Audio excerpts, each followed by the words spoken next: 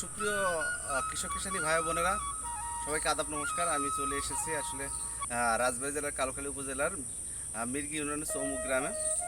আমার কৃষক আছে আব্দুল হাই ভাই। এখানে কিন্তু পেঁপে চাষ করছে। আসলে পেঁপে চাষের আমি কিছু কিছু গুরুত্বপূর্ণ তথ্য নিয়ে আমি আপনাদের সাথে কথা বলার জন্য আসছি।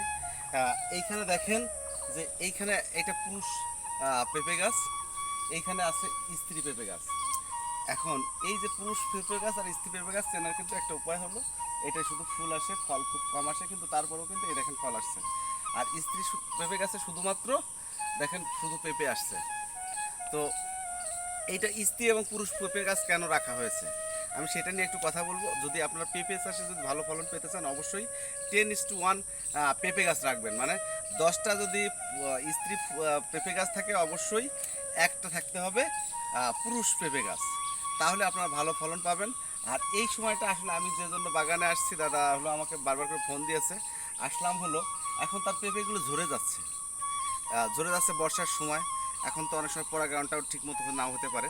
আরেকটা ব্যাপার হলো এই যে ঝরে যাওয়ার কারণে অনেক সময় ছত্রাকজনিত সমস্যা হতে পারে। তবে মেইন কথা হলো যে যদি আপনি পেঁপের ভালো ফলন পেতে চান আর এই ঝরা রোধ করতে চান, তাহলে আপনাকে কিছু কিছু কাজ করতে হবে।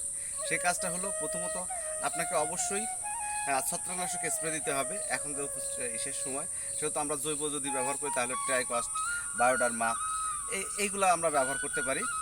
আর আরেকটা ব্যাপার হলো, এর সাথে কি করতে পারি যে এর সাথে আমরা হলো ব্রোন স্প্রে করব।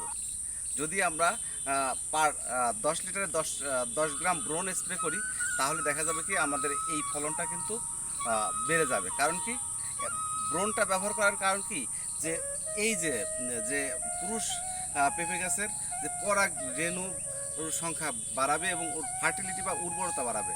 আর উর্বরতা বাড়ালে অবশ্যই পেঁপের ফলন আসবে। তো এর জন্য আমরা পেঁপে গাছে ব্রোন স্প্রে করব। এবং পেঁপের যে কষ ধরা যে রোগটা, সেটাও কিন্তু পেঁপে যদি ব্রোন দেওয়া যায় সেরে যায়। তার জন্য আমরা পর্যাপ্ত পরিমাণে যদি মাটিতে ইউজ করা থাকে, তারপরেও আমরা এই স্টেজে এসে অবশ্যই আমরা ছত্রাকনাশক এবং ব্রোন স্প্রে করব, তাহলে আমরা পেঁপের ভালো ফলন পাবো। আর সর্বোপরি শেষ কথাটা হলো, অবশ্যই যদি পেঁপে চাষ করেন, অবশ্যই এই কথাটা আপনাকে মাথায় রাখতে হবে, 10:1 পেঁপে গাছ লাগাতে হবে। আর এই যে 10:1 আপনি বুঝবেন কি করে, আপনি যখন লাগাবেন, লাগানোর পরে কি হবে যে মনে করেন যে 2টা করে লাগাবেন, 2টা করে লাগালেন। যদি পুরুষ পেঁপে গাছ হয়, আরেকটা হলো স্ত্রী পেঁপে গাছ হলো, তাহলে পুরুষটা যদি একটা জায়গা থাকে, আমার 10:1 গুণে আমি ওইটা কেটে ফেলতে পারি।